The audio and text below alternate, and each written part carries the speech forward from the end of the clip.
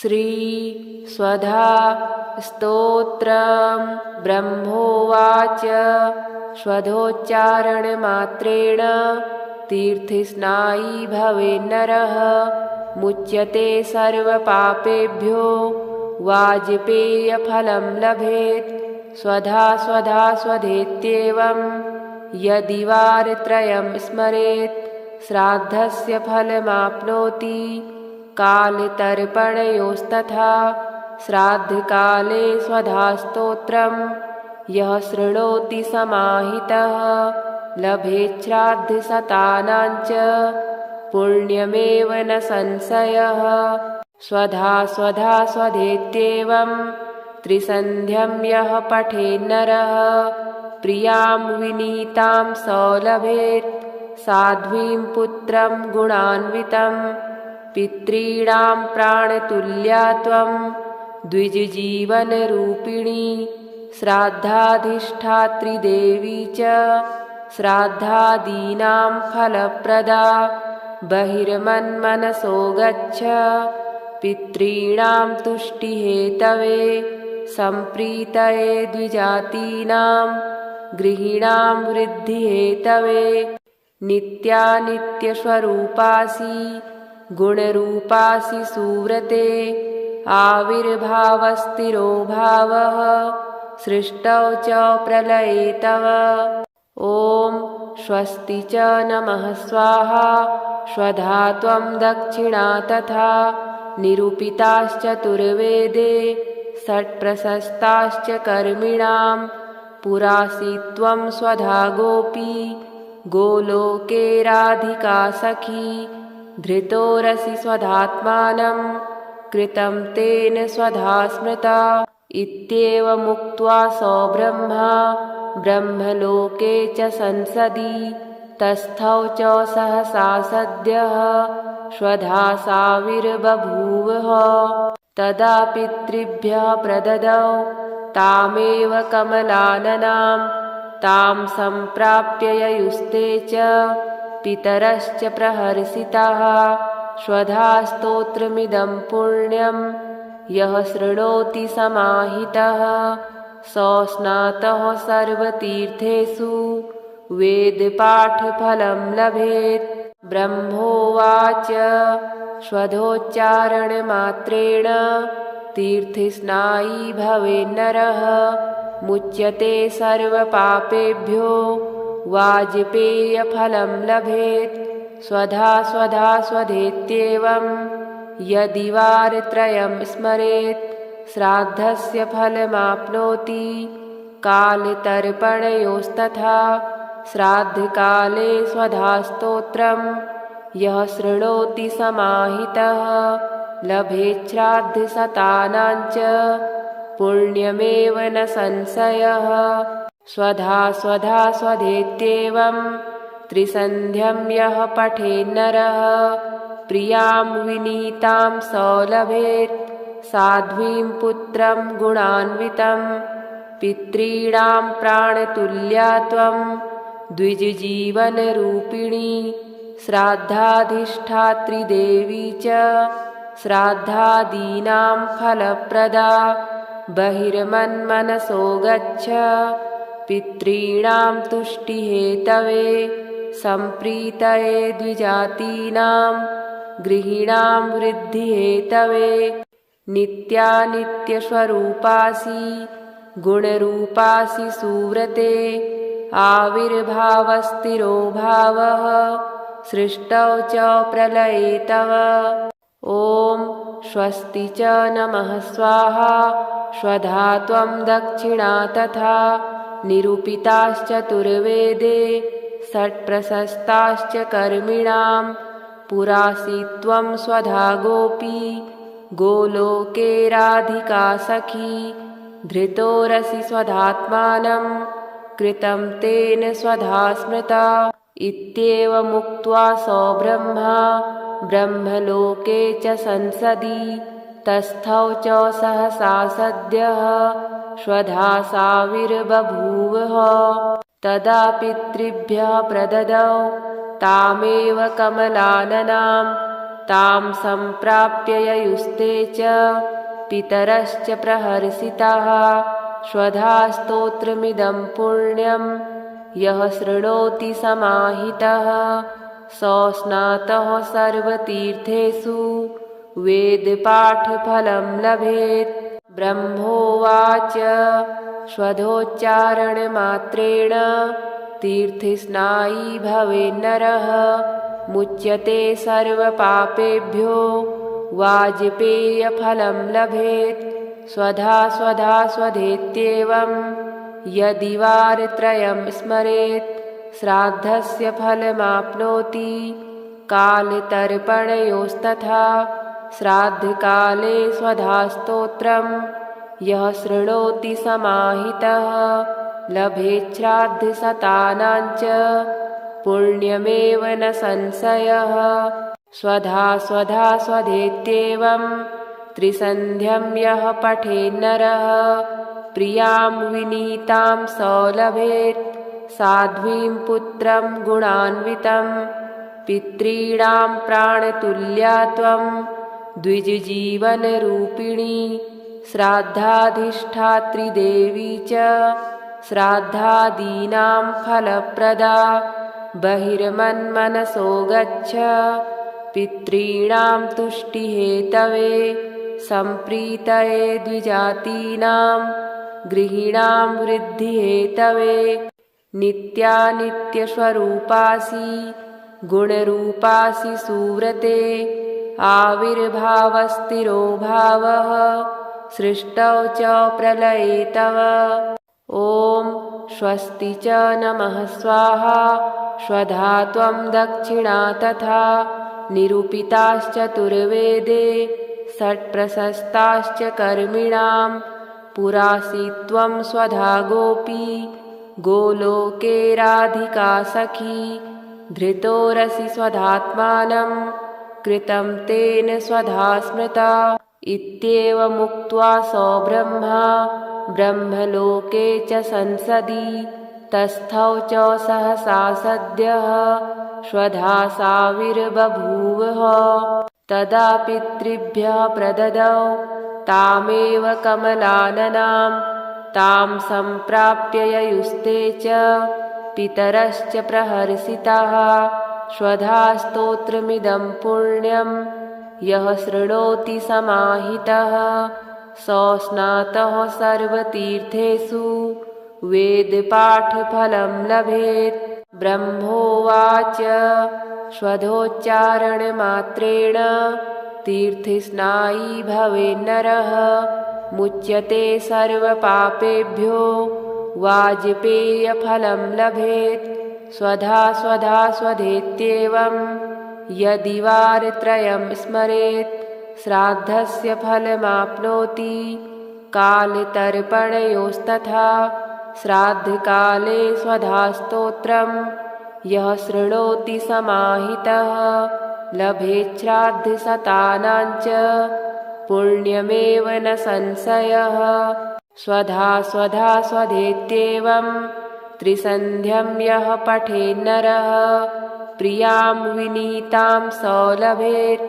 साध्वीं पुत्रं गुणान्वितं पितॄणां प्राणतुल्या त्वं द्विजजीवनरूपिणी। श्राद्धाधिष्ठात्री देवी च श्राद्धादीनां फलप्रदा। बहिर्मन्मनसो गच्छ पितॄणां तुष्टिहेतवे सम्प्रीतये द्विजातीनां गृहीणां वृद्धिहेतवे।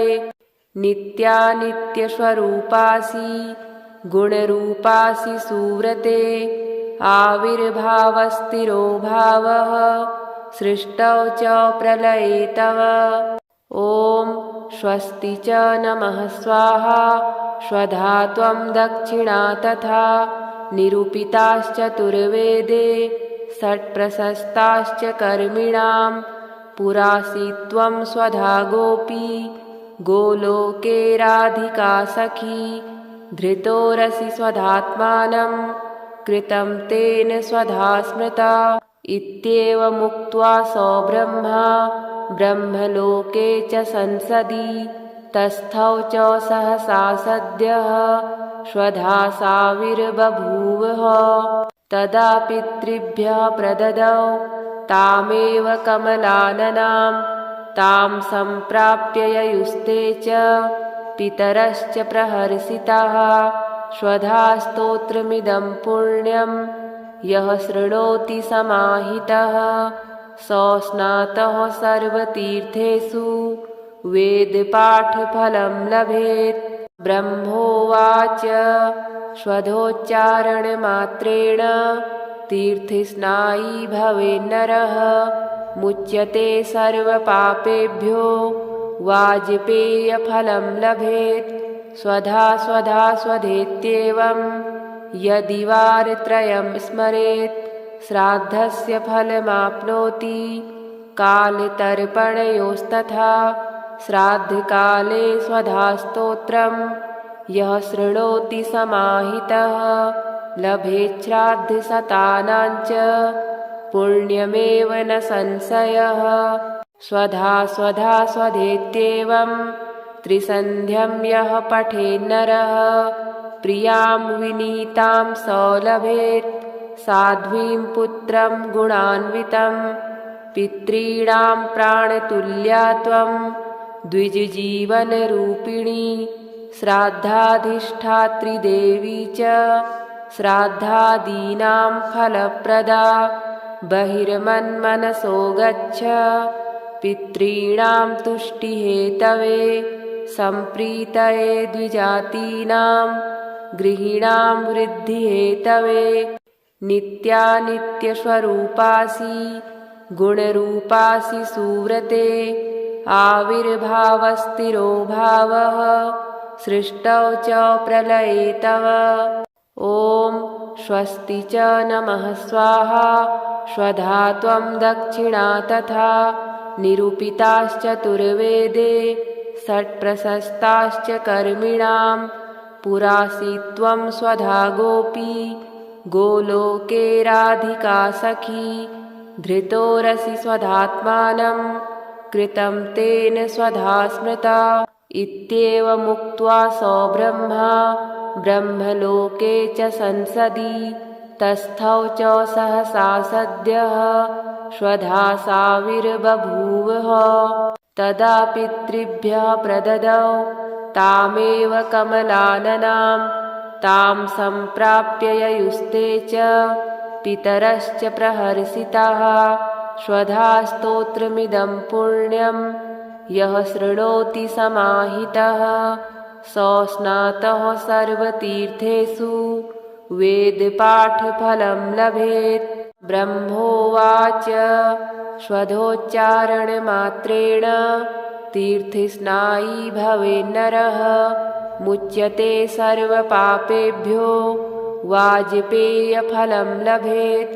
स्वधा स्वधा स्वधेत्येवं यदि वारत्रयं स्मरेत् श्राद्धस्य फलमाप्नोति।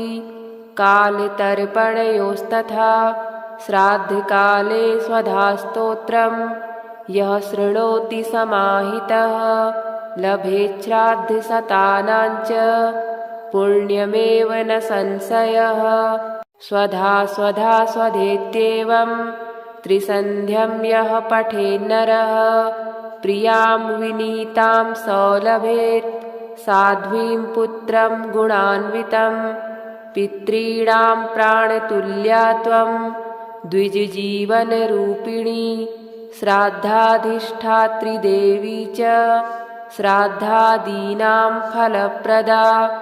बहिर्मन्मनसो गच्छ पितॄणां तुष्टिहेतवे सम्प्रीतये द्विजातीनां गृहीणां वृद्धिहेतवे। नित्यानित्यस्वरूपासि गुणरूपासि सुव्रते आविर्भावस्थिरो भावः सृष्टौ च प्रलये तव। ॐ स्वस्ति च नमः स्वाहा। स्वधा त्वं दक्षिणा तथा निरूपिताश्चतुर्वेदे षट्प्रशस्ताश्च कर्मिणां पुरासि त्वं स्वधा गोपी गोलोके राधिका सखी। धृतोरसि स्वधात्मानं कृतं तेन स्वधा स्मृता इत्येवमुक्त्वा सो ब्रह्मा ब्रह्मलोके च संसदि तस्थौ च सहसा सद्यः स्वधा साविर्बभूवः तदा पितृभ्यः प्रददौ तामेव कमलाननां तां सम्प्राप्य ययुस्ते च पितरश्च प्रहर्षिताः स्वधा स्तोत्रमिदं पुण्यं यः शृणोति समाहितः सो स्नातः सर्वतीर्थेषु वेदपाठफलं लभेत् ब्रह्मोवाच स्वधोच्चारणमात्रेण तीर्थस्नायी भवेन्नरः मुच्यते सर्वपापेभ्यो वाजपेयफलं लभेत् स्वधा स्वधा स्वधेत्येवं यदि वारत्रयं स्मरेत् श्राद्धस्य फलमाप्नोति कालतर्पणयोस्तथा श्राद्धकाले स्वधास्तोत्रं यः शृणोति समाहितः लभेत् श्राद्धशतानां च पुण्यमेव न संशयः स्वधा स्वधा स्वधेत्येवं त्रिसन्ध्यं यः पठेन्नरः प्रियां विनीतां सो लभेत् साध्वीं पुत्रं गुणान्वितं पितॄणां प्राणतुल्या त्वं द्विजजीवनरूपिणी श्राद्धाधिष्ठात्री देवी च श्राद्धादीनां फलप्रदा बहिर्मन्मनसो गच्छ पितॄणां तुष्टिहेतवे सम्प्रीतये द्विजातीनां गृहीणां वृद्धिहेतवे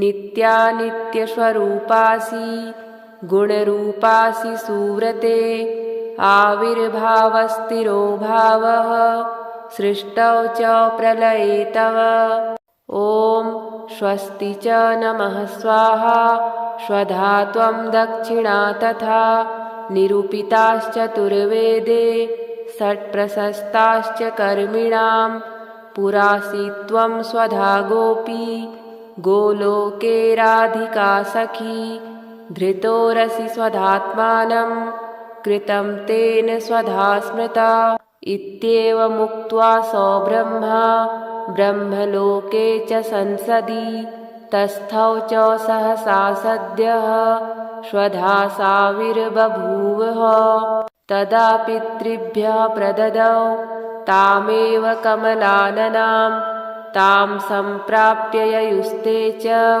पितरश्च प्रहर्षिताः स्वधा स्तोत्रमिदं पुण्यं यः शृणोति समाहितः सो स्नातः सर्वतीर्थेषु वेदपाठफलं लभेत् ब्रह्मोवाच स्वधोच्चारणमात्रेण तीर्थस्नायी भवेन्नरः मुच्यते सर्वपापेभ्यो वाजपेयफलं लभेत् स्वधा स्वधा स्वधेत्येवं यदि वारत्रयं स्मरेत् श्राद्धस्य फलमाप्नोति कालतर्पणयोस्तथा श्राद्धकाले स्वधास्तोत्रं यः शृणोति समाहितः लभेत् श्राद्धशतानां च पुण्यमेव न संशयः स्वधा स्वधा स्वधेत्येवं त्रिसन्ध्यं यः पठेन्नरः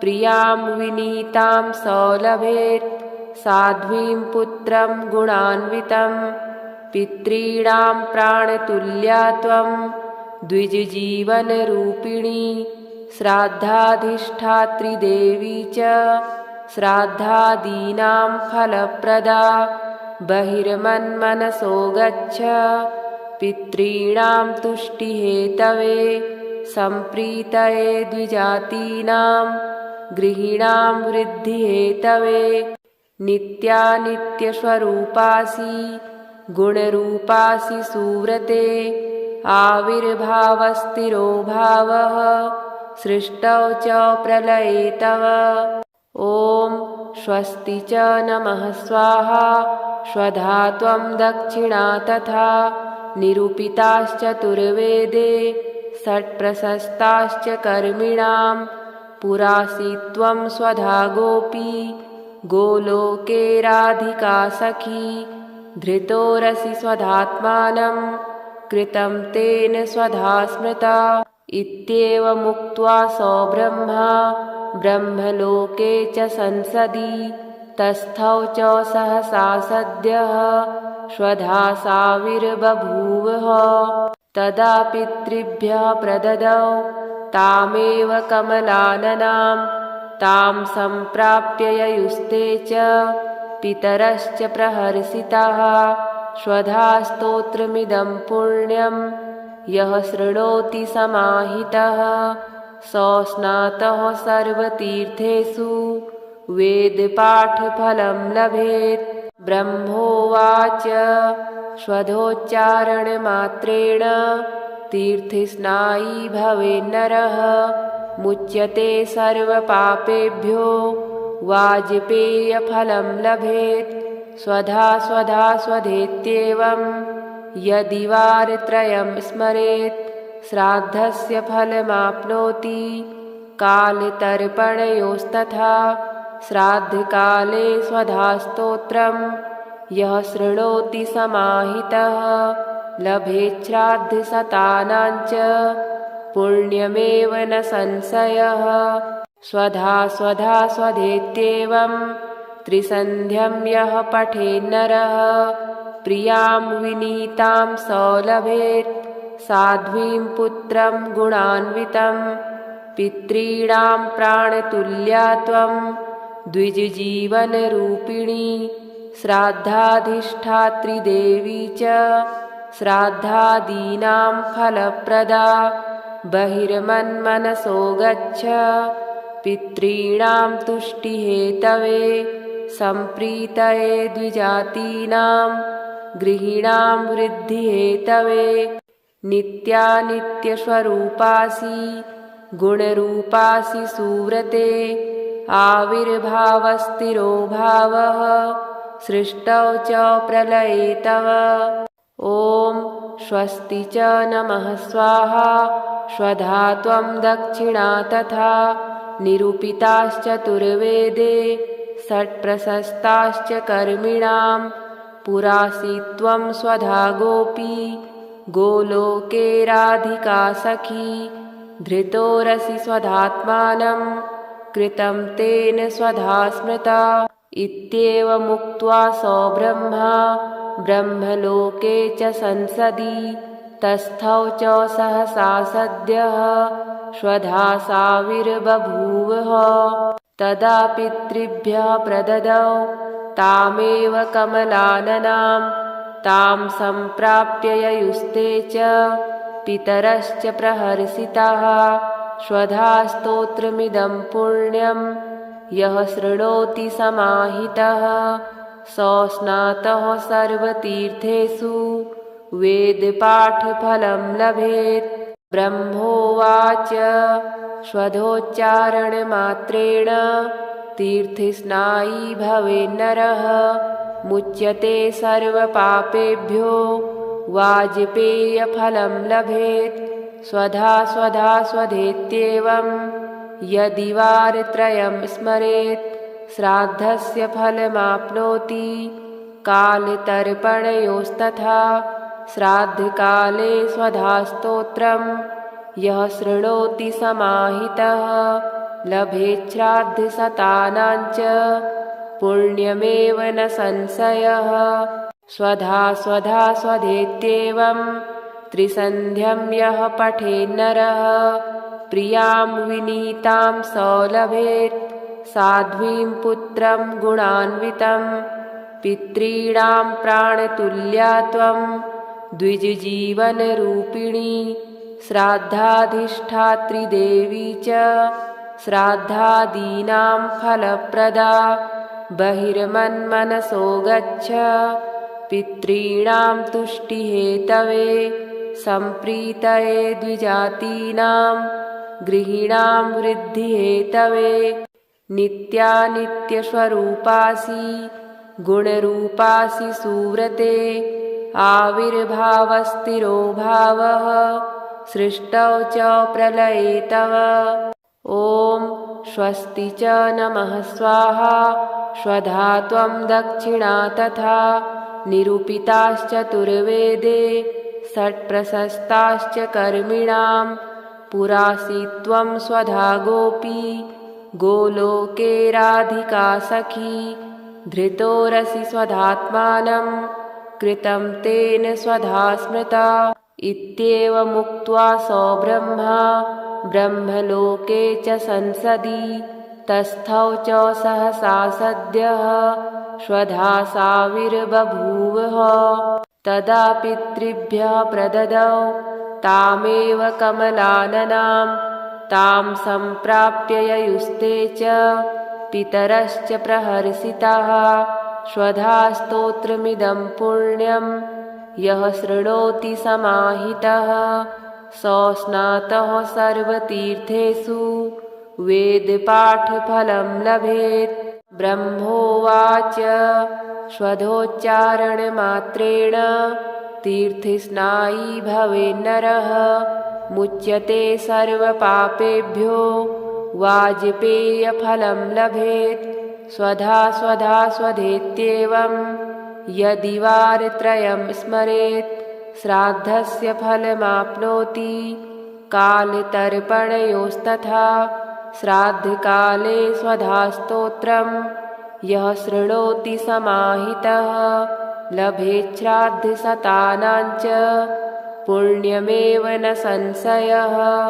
स्वधा स्वधा स्वधेत्येवं त्रिसन्ध्यं यः पठेन्नरः प्रियां विनीतां स लभेत् साध्वीं पुत्रं गुणान्वितं पितॄणां प्राणतुल्या त्वं द्विजजीवनरूपिणी श्राद्धाधिष्ठात्री देवी च श्राद्धादीनां फलप्रदा बहिर्मन्मनसो गच्छ पितॄणां तुष्टिहेतवे सम्प्रीतये द्विजातीनां गृहीणां वृद्धिहेतवे। नित्यानित्यस्वरूपासि गुणरूपासि सुव्रते आविर्भावस्तिरो भावः सृष्टौ च प्रलये तव।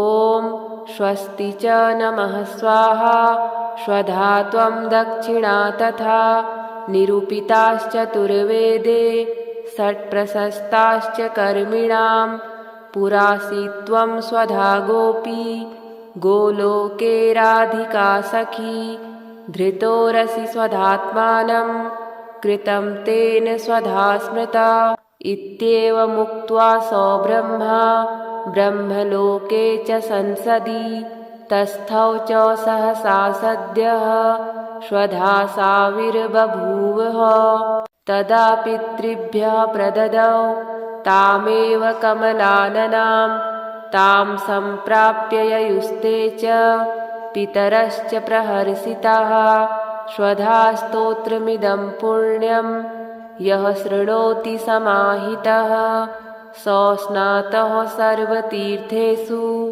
वेदपाठफलं लभेत्। ब्रह्मोवाच स्वधोच्चारणमात्रेण तीर्थस्नायी भवेन्नरः मुच्यते सर्वपापेभ्यो वाजपेयफलं लभेत्। स्वधा स्वधा स्वधेत्येवं यदि वारत्रयं स्मरेत् श्राद्धस्य फलमाप्नोति। कालतर्पणयोस्तथा श्राद्धकाले स्वधास्तोत्रं यः शृणोति समाहितः लभेत् श्राद्धशतानां च पुण्यमेव न संशयः। स्वधा स्वधा स्वधेत्येवं त्रिसन्ध्यं यः पठेन्नरः प्रियां विनीतां स लभेत् साध्वीं पुत्रं गुणान्वितं पितॄणां प्राणतुल्या त्वं द्विजजीवनरूपिणी श्राद्धाधिष्ठात्री देवी च श्राद्धादीनां फलप्रदा बहिर्मन्मनसो गच्छ पितॄणां तुष्टिहेतवे सम्प्रीतये द्विजातीनां गृहीणां वृद्धिहेतवे नित्यानित्यस्वरूपासि गुणरूपासि सुव्रते आविर्भावस्थिरो भावः सृष्टौ च प्रलये तव। ॐ स्वस्ति च नमः स्वाहा स्वधा त्वं दक्षिणा तथा निरूपिताश्चतुर्वेदे षट्प्रशस्ताश्च कर्मिणां पुरासि त्वं स्वधा गोपी गोलोके राधिका सखी धृतोरसि स्वधात्मानं कृतं तेन स्वधा स्मृता इत्येवमुक्त्वा सो ब्रह्मा ब्रह्मलोके च संसदि तस्थौ च सहसा सद्यः स्वधा साविर्बभूवः तदा पितृभ्यः प्रददौ तामेव कमलाननां तां सम्प्राप्य ययुस्ते च पितरश्च प्रहर्षिताः स्वधा स्तोत्रमिदं पुण्यं यः शृणोति समाहितः सो स्नातः सर्वतीर्थेषु वेदपाठफलं लभेत्।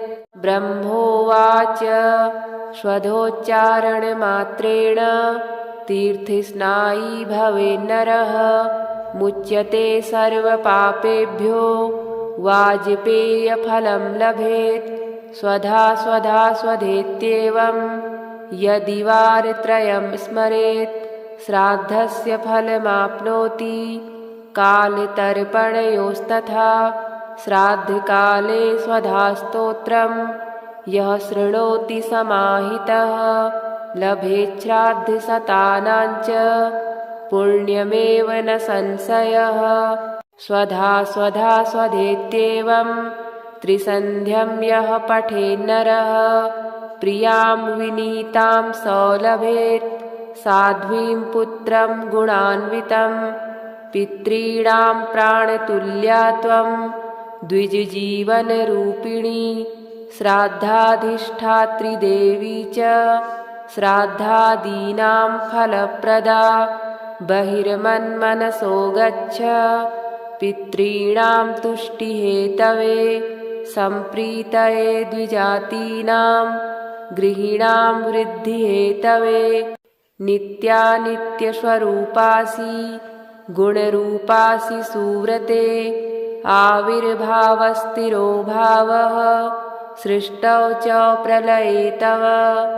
ॐ स्वस्ति च नमः स्वाहा स्वधा त्वं दक्षिणा तथा निरूपिताश्चतुर्वेदे षट्प्रशस्ताश्च कर्मिणां पुरासि त्वं स्वधा गोपी गोलोके राधिका सखी धृतोरसि स्वधात्मानं कृतं तेन स्वधा स्मृता इत्येवमुक्त्वा सो ब्रह्मा ब्रह्मलोके च संसदि तस्थौ च सहसा सद्यः स्वधा साविर्बभूवः तदा पितृभ्यः प्रददौ तामेव कमलाननां तां सम्प्राप्य ययुस्ते च पितरश्च प्रहर्षिताः स्वधा स्तोत्रमिदं पुण्यं यः शृणोति समाहितः सो स्नातः सर्वतीर्थेषु वेदपाठफलं लभेत्। ब्रह्मोवाच स्वधोच्चारणमात्रेण तीर्थस्नायी भवेन्नरः मुच्यते सर्वपापेभ्यो वाजपेयफलं लभेत्। स्वधा स्वधा स्वधेत्येवं यदि वारत्रयं स्मरेत् श्राद्धस्य फलमाप्नोति कालतर्पणयोस्तथा श्राद्धकाले स्वधास्तोत्रं यः शृणोति समाहितः लभेत् श्राद्धशतानां च पुण्यमेव न संशयः।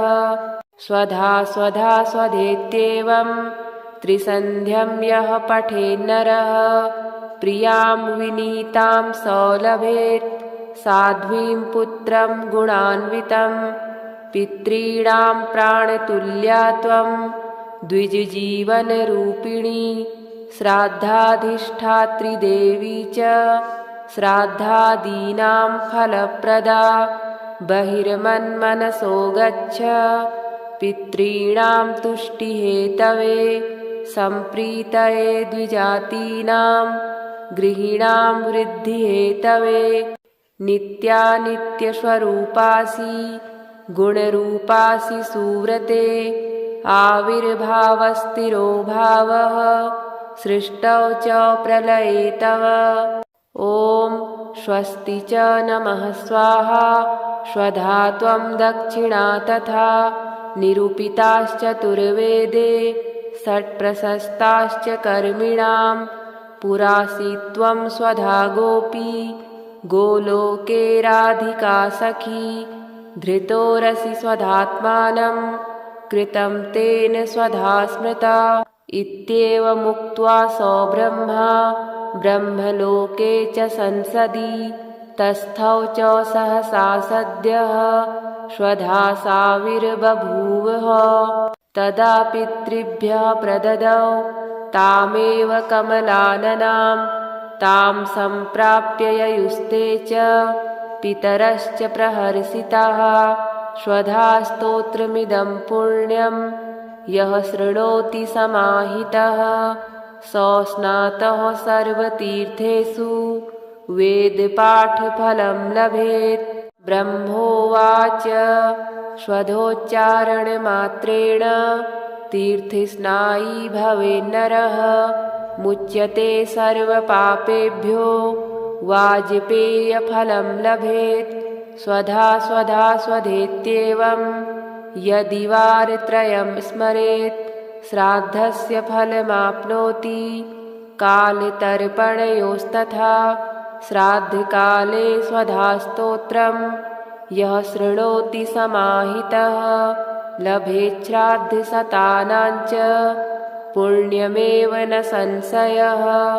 स्वधा स्वधा स्वधेत्येवं त्रिसन्ध्यं यः पठेन्नरः प्रियां विनीतां स लभेत् साध्वीं पुत्रं गुणान्वितं पितॄणां प्राणतुल्या त्वं द्विजजीवनरूपिणी श्राद्धाधिष्ठात्री देवी च श्राद्धादीनां फलप्रदा बहिर्मन्मनसो गच्छ पितॄणां तुष्टिहेतवे सम्प्रीतये द्विजातीनां गृहीणां वृद्धिहेतवे नित्यानित्यस्वरूपासि गुणरूपासि सुव्रते आविर्भावस्थिरो भावः सृष्टौ च प्रलये तव।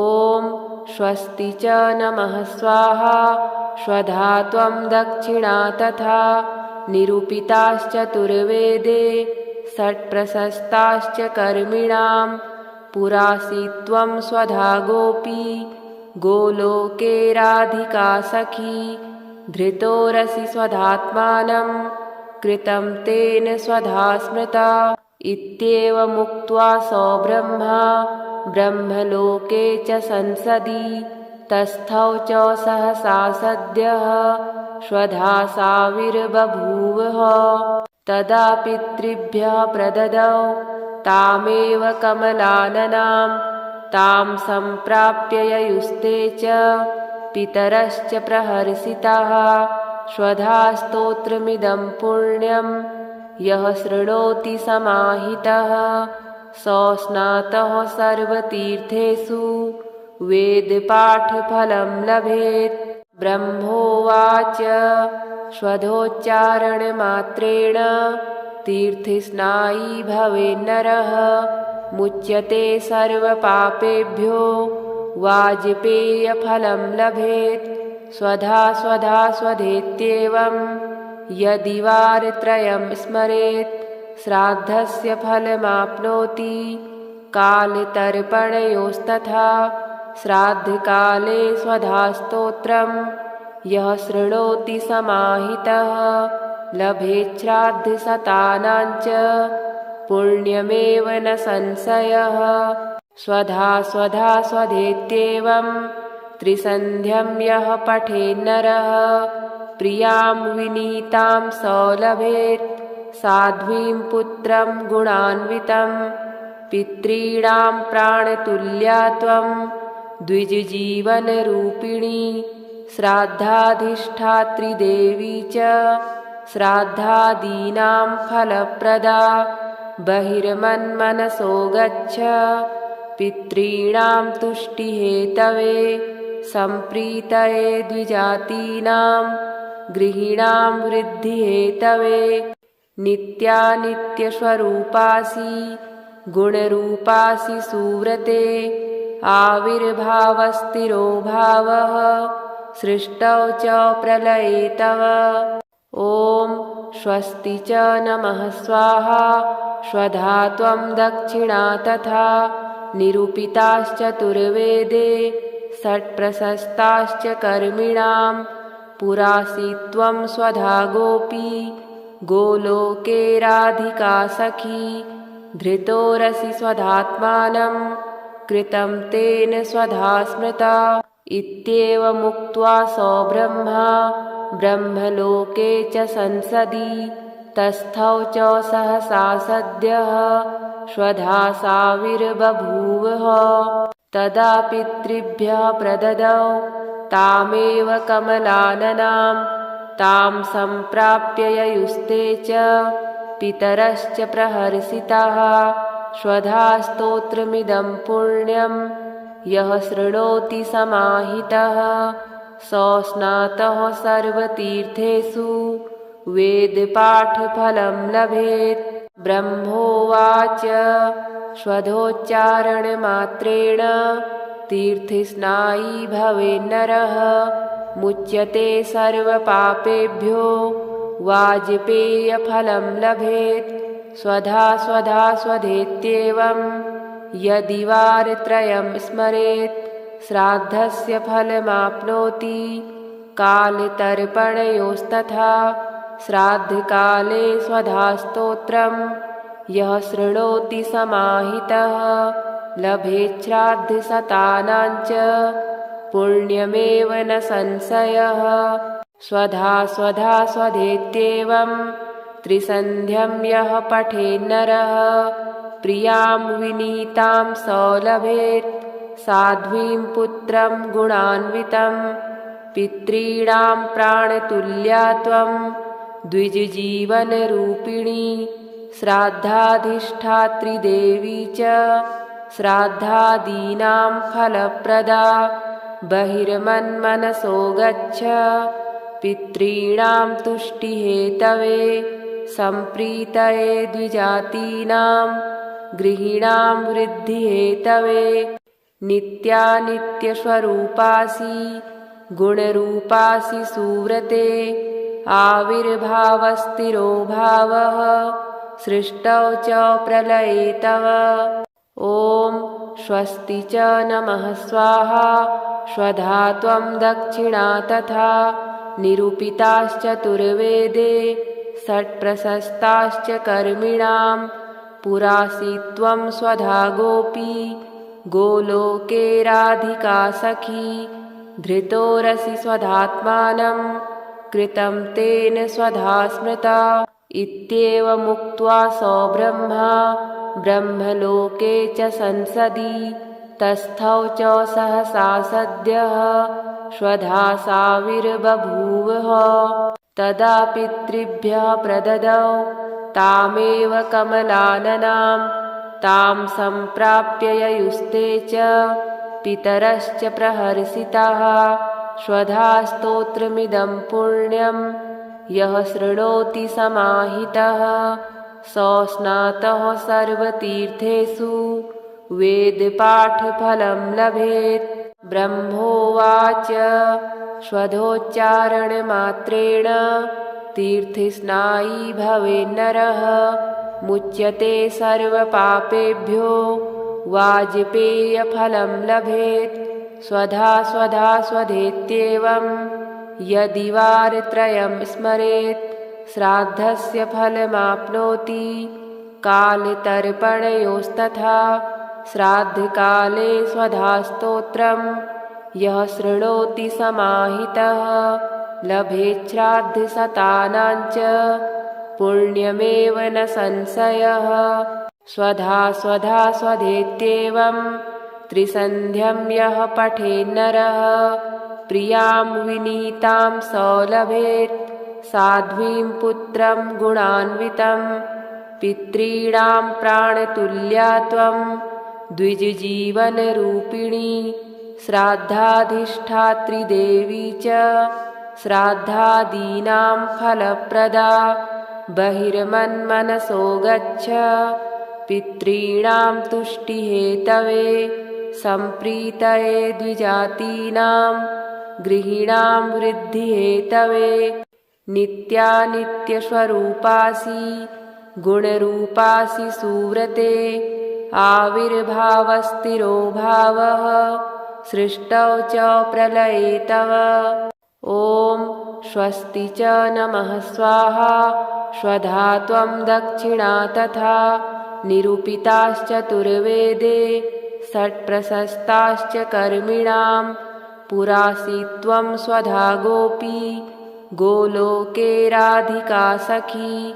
धृतोरसि स्वधात्मानं कृतं तेन स्वधा स्मृता इत्येवमुक्त्वा स ब्रह्मा ब्रह्मलोके च संसदि तस्थौ च सहसा सद्यः स्वधा साविर्बभूवः।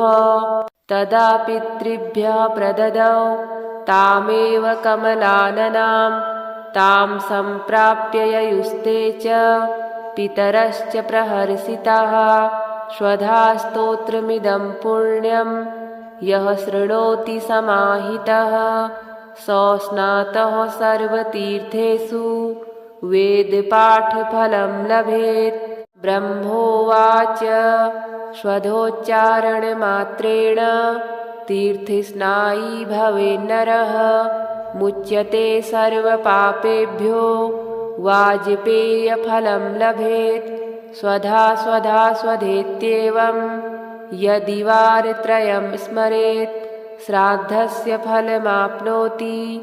कालतर्पणयोस्तथा श्राद्धकाले स्वधास्तोत्रं यः शृणोति समाहितः लभेच्छ्राद्धशतानाञ्च पुण्यमेव न संशयः। स्वधा स्वधा स्वधेत्येवं त्रिसन्ध्यं यः पठेन्नरः प्रियां विनीतां स लभेत् साध्वीं पुत्रं गुणान्वितं। पितॄणां प्राणतुल्या त्वं द्विजजीवनरूपिणी श्राद्धाधिष्ठात्री देवी च श्राद्धादीनां फलप्रदा। बहिर्मन्मनसो गच्छ पितॄणां तुष्टिहेतवे सम्प्रीतये द्विजातीनां गृहीणां वृद्धिहेतवे। नित्यानित्यस्वरूपासि गुणरूपासि सुव्रते आविर्भावस्थिरो भावः सृष्टौ च प्रलये तव। ॐ स्वस्ति च नमः स्वाहा स्वधा त्वं दक्षिणा तथा निरूपिताश्चतुर्वेदे षट्प्रशस्ताश्च कर्मिणां पुरासि त्वं स्वधा गोपी गोलोके राधिका सखी। धृतोरसि स्वधात्मानं कृतं तेन स्वधा स्मृता इत्येवमुक्त्वा स ब्रह्मा ब्रह्मलोके च संसदि तस्थौ च सहसा सद्यः स्वधा साविर्बभूवः। तदा पितृभ्यः प्रददौ तामेव कमलाननां तां सम्प्राप्य ययुस्ते च पितरश्च प्रहर्षिताः। स्वधा स्तोत्रमिदं पुण्यं यः शृणोति समाहितः स स्नातः सर्वतीर्थेषु वेदपाठफलं लभेत्। ब्रह्मोवाच स्वधोच्चारणमात्रेण तीर्थस्नायी भवेन्नरः मुच्यते सर्वपापेभ्यो वाजपेयफलं लभेत्। स्वधा स्वधा स्वधेत्येवं यदि वारत्रयं स्मरेत् श्राद्धस्य फलमाप्नोति। कालतर्पणयोस्तथा श्राद्धकाले स्वधास्तोत्रं यः शृणोति समाहितः लभेत् श्राद्धशतानां च पुण्यमेव न संशयः। स्वधा स्वधा स्वधेत्येवं त्रिसन्ध्यं यः पठेन्नरः प्रियां विनीतां स लभेत् साध्वीं पुत्रं गुणान्वितं। पितॄणां प्राणतुल्या त्वं द्विजजीवनरूपिणी श्राद्धाधिष्ठात्री देवी च श्राद्धादीनां फलप्रदा। बहिर्मन्मनसो गच्छ पितॄणां तुष्टिहेतवे सम्प्रीतये द्विजातीनां गृहीणां वृद्धिहेतवे। नित्यानित्यस्वरूपासि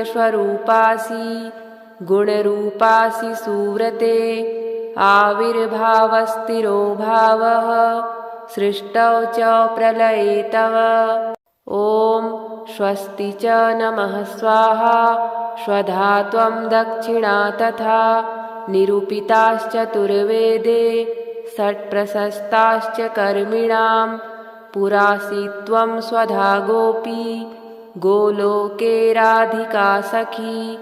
धृतोरसि स्वधात्मानं कृतं तेन स्वधा स्मृता। इत्येवमुक्त्वा स ब्रह्मा ब्रह्मलोके च संसदि तस्थौ च सहसा सद्यः स्वधा साविर्बभूवः। तदा पितृभ्यः प्रददौ तामेव कमलाननां तां सम्प्राप्य ययुस्ते च पितरश्च प्रहर्षिताः। स्वधा स्तोत्रमिदं पुण्यं यः शृणोति समाहितः स स्नातः सर्वतीर्थेषु वेदपाठफलं लभेत्। ब्रह्मोवाच स्वधोच्चारणमात्रेण तीर्थस्नायी भवेन्नरः मुच्यते सर्वपापेभ्यो वाजपेयफलं लभेत्। स्वधा स्वधा स्वधेत्येवं यदि वारत्रयं स्मरेत् श्राद्धस्य फलमाप्नोति। कालतर्पणयोस्तथा श्राद्धकाले स्वधास्तोत्रं यः शृणोति समाहितः लभेत् श्राद्धशतानां च पुण्यमेव न संशयः। स्वधा स्वधा स्वधेत्येवं त्रिसन्ध्यं यः पठेन्नरः प्रियां विनीतां स लभेत् साध्वीं पुत्रं गुणान्वितं। पितॄणां प्राणतुल्या त्वं द्विजजीवनरूपिणी श्राद्धाधिष्ठात्री देवी च श्राद्धादीनां फलप्रदा। बहिर्मन्मनसो गच्छ पितॄणां तुष्टिहेतवे सम्प्रीतये द्विजातीनां गृहीणां वृद्धिहेतवे। नित्यानित्यस्वरूपासि गुणरूपासि सुव्रते आविर्भावस्थिरो भावः सृष्टौ च प्रलये तव। ॐ स्वस्ति च नमः स्वाहा स्वधा त्वं दक्षिणा तथा निरूपिताश्चतुर्वेदे षट्प्रशस्ताश्च कर्मिणां पुरासि त्वं स्वधा गोपी गोलोके राधिका सखी। धृतोरसि स्वधात्मानं कृतं तेन स्वधा स्मृता। इत्येवमुक्त्वा स ब्रह्मा ब्रह्मलोके च संसदि तस्थौ च सहसा सद्यः स्वधा साविर्बभूवः। तदा पितृभ्यः प्रददौ तामेव कमलाननां तां सम्प्राप्य ययुस्ते च पितरश्च प्रहर्षिताः। स्वधा स्तोत्रमिदं पुण्यं यः शृणोति समाहितः स स्नातः सर्वतीर्थेषु वेदपाठफलं लभेत्।